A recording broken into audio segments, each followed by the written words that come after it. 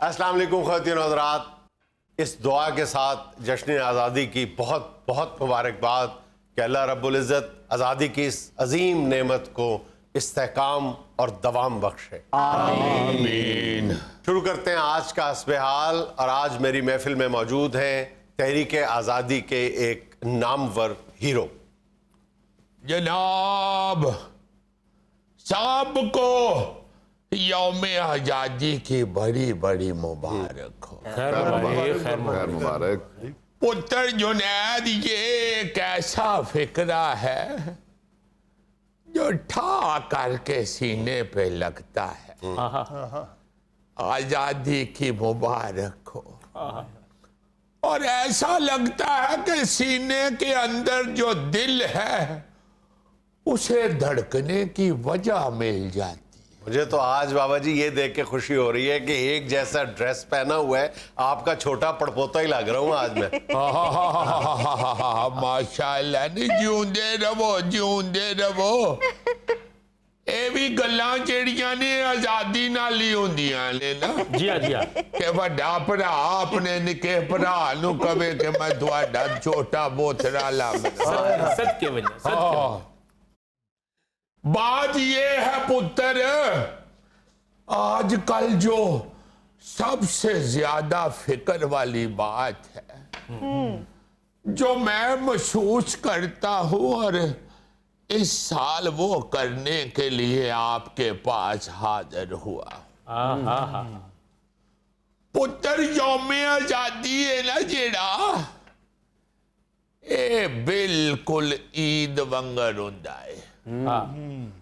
जिस तरह आप सारा महीना रोजा रखें तो फिर ईद मनाई जाती है। जिसने रोजा ही नहीं रखना उसकी ईद कौन सी है? बिल्कुल। क्या खूबसूरत गाल। ते पुत्र यौम आजादी भी ओ मनावे जिन्हें पाकिस्तान दे बनन दे मकसद पूरे कीते ने। क्या जबरदस्त गाल की। जिन्हें पाकिस्तान के असूलों और मकसदों से ही प्यार नहीं किया, या जिसने इसके पाकिस्तान के असूलों और इसके मकासद पर ही अमल नहीं किया, वो कौन होता है यौम आजादी मनाने वाला? सच्ची गाल। यौम आजादी मनाना उसी वक्त अच्छा लगता है ईद की तरह कि पहले रोजे रखे जाए। हाँ जी है जी। और देखो आजादी जो है वो अंग्रेज से हासिल की थी। आजादी असूलों और कवानीन से नहीं थी हासिल की। जी हाँ। लोग की आजादी का मकसद पाकिस्तान में ये समझते हैं कि हम इसके कवानीन और इसके असूलों से भी आजाद हैं। ओ पलियो, ये जो पाकिस्तान बनाने के मकासद थे, कायद आजम और अल्लामा इकबाल ने जो सोचे थे, जी हाँ। इसके अंदर जो असूल वजह किए गए हैं, जो कवानीन बनाए गए हैं, उन पे अमल करोगे तो यौम आजादी है, वरना किस बात का यौम आजादी? सच के वजह। वाह जी वाह। तो बेटा बात ये है कि ये जो आजादी है जी ये गलत सोच से आजादी थी। ये जुराइम से आजाद होना था। ये गोरे के और हिंदुओं के जुल्मों सितम से आजाद होना था। अब वो सारे काम खुद करने शुरू हो गए हैं तो आजादी किस बात की? ओहो। प्यार करो पुत्र पाकिस्तान नाल। ये कोई छोटियां मोटियां कुर्बानियां नाल नहीं आजाद होया। बहुत जाने कुर्बान की गई हैं इसे हासिल करने के लिए। इस जमीन को कायद आजम ने बड़ी जद्दोजहद के बाद आपके नाम करवाया है। ते तुसी ऐसे जमीन ते कब्जे कर दे फिर दे हो। सुन लो गौर से क्या कह रहे हैं। जी सुना नहीं क्या बुजुर्ग फरमा रहे हैं? जी जी मैंने सुना है सारा, मैंने बाबा जी की बात सुनी। हकदार लोगों की, असल मालिकों की जमीनों पे कब्जे कर रहे हैं हम लोग। एक कौन है समुद्री को गा? बाबा जी इस पे 58 केस हैं, 58 केस हैं अस्तगफिर। कि जो मुस्तहिक और असल मालकान है उनकी जमीनों पे इस बंदे ने कब्जे किए हुए हैं। ओए गलत अब बात। देखो ना, मैं 1 मिनट खलो जाए मैं वाह काट देनी है तेरी। तू की समझने बाबा बूढ़ा हो गया? नहीं नहीं बाबा जी। ना महाराज सही कहता मुंडा, पुत्र ये सच बोलता है इसलिए मैं इसके छो में आ जाता हूँ। ये तो सबको पता है पुत्र। आज जिन्ने भी नासपाच वाले बंदे सन बेचारे, उधरों इधर आए थे, इधरों उधर गए, जी जी जिन्ने भी इधर आए ने, हाँ जी उधर अगर किसी ने 10 फुट जमीन छोड़ी है तो इधर आके उसने 10 मरबे ले लिए। बिल्कुल हकी गाल है, हकी गाल है।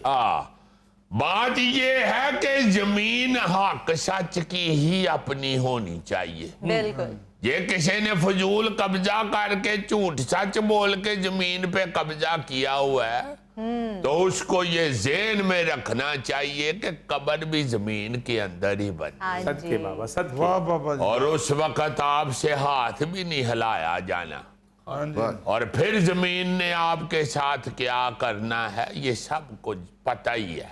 हाय इसलिए अल्लाह को डर के पुत्र दिया कर, छड़ दे कब्जे करने, शिकंजवी ला जी ऑफिस दे थल्ले। बाबा जी सरकारी दफ्तर के शिकंजवी लाइए ना, अफसर जेडे ने शिकंजवी पी लेंदे ने, नाल पैसे भी नहीं देंदे, नाले गिलास भी नहीं देंदे। ते ना दिया कर गिलास च, छापर च पा दिया कर, विच तीला फिट कर, उत्ते रबड़ बन ते दे अफसर नू, उनको चो गई ते तेरी, पी ली ते तेरी। अब देखो ना जरा आ सरकारी बंदियां दी जिन्हां दी पे गल करदे ने, उन लोगों को ये नहीं पता कि किस तरह गोरे की सरकार से मुसलमानों ने आजादी हासिल की।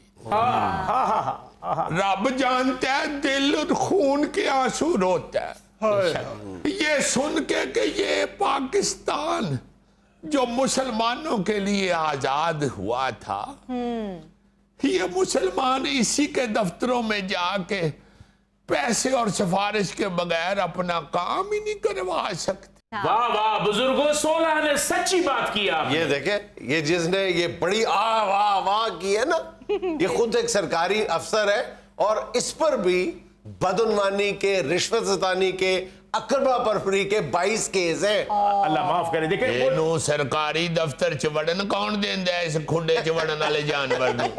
और बुजुर्गों ये सब मुझ पर इल्जाम है, लागतबाजी में ये मुझ पर केस बने हुए हैं। लाकतबाजी का दी तू दफ्तर च हलाकू खां लगा है, एडा तू मौले जट दी सीट ते बैठे हैं। बेटे कुछ दाल में काला होता है तो खटकता है। बाबा जी इससे पूछे कि ये 18वें ग्रेड का बंदा जी, जी, है और इसके बैरूने मुल्क असासे हैं, कहां से लिए हैं इसने?